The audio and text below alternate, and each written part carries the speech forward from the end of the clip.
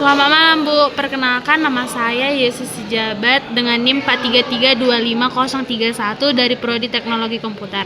Di sini saya akan membahas mengenai tugas kita dengan judul normalisasi. Di sini pada kondisi awal, pada gambar asli, data client node dan client name hanya ditulis satu kali di baris pertama, sedangkan baris di bawahnya dibiarkan kosong meskipun berkaitan dengan klien yang sama. Ada juga data properti yang menumpuk untuk satu klien. Dan ini merupakan tabel yang telah saya kerjakan. Pada transformasi ke 1NF, kita mengisi semua sel yang kosong sehingga setiap baris menjadi lengkap dan mandiri. Tidak ada lagi sel yang berisi lebih dari satu nilai. Second normal form atau 2NF, prinsip utama sudah memenuhi 1NF dan menghilangkan ketergantungan parsial atau partial dependency. Masalah di 1NF, primary key atau kunci utama, tabel ini adalah gabungan antara client node dan property node. Namun, atribut seperti client name hanya bergantung pada client node, bukan pada propertinya. Begitu juga properti ADD hanya bergantung pada property node. Dan di sini transformasi kedua NF, kita memecah tabel menjadi 3 bagian agar atribut non-key hanya bergantung pada kunci utama.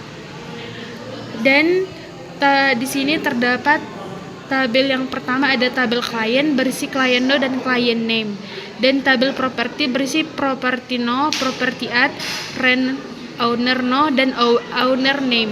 Pada tabel rental berisi client node, property node, serta detail transaksi seperti rent start dan rent finish. Dan pada 3NF, prinsip utama yang terdapat di sini ada tabel property. Kita menemukan bahwa owner name sebenarnya bergantung pada owner node dan owner node bergantung pada property node.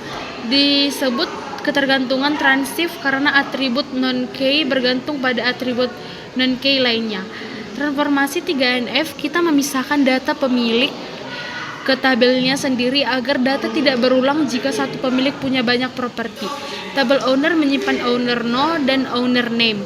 Tabel property sekarang hanya berisi property node atau PK, property add, rent, dan owner sebagai kunci tamu. Tabel client dan tabel rental tetap sama seperti pada tahap 2NF. Di sini saya akan menjelaskan pada kasus kedua tentang tabel proyek karyawan. Di sini terdapat penjelasan pada tabel 1NF mengisi semua baris kosong. Sekarang setiap baris memiliki pasangan e-kode dan pro-kode yang lengkap. Pada 2NF, saya memisahkan data menjadi 2 tabel. Tabel employee berisi e-kode, dep, dan dep head. Dan di sini terdapat tabel project atau segmen berisi transaksi jam kerja, e-kode, pro-kode, hours. Dan di sini pada 3NF, untuk menghilangkan ketergantungan transitif, saya memecah lagi tabel employee menjadi 2 bagian, yaitu yang di sini terdapat tabel departemen menyimpan master data siapa kepala departemennya atau dep head.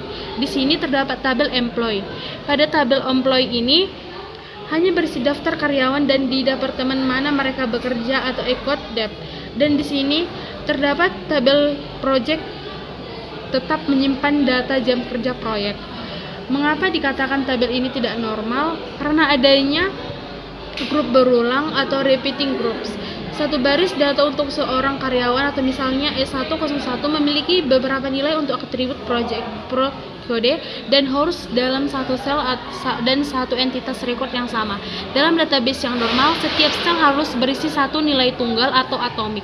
Yang kedua, data kosong atau tidak lengkap. Terdapat baris yang dibiarkan kosong pada kolom e-code, dep, dan dep head, dengan asumsi bahwa data tersebut mengikuti nilai pada baris di atasnya. Hal ini melanggar prinsip integritas data di mana setiap record harus dapat berisi sendiri. Yang ketiga, adanya nilai nol.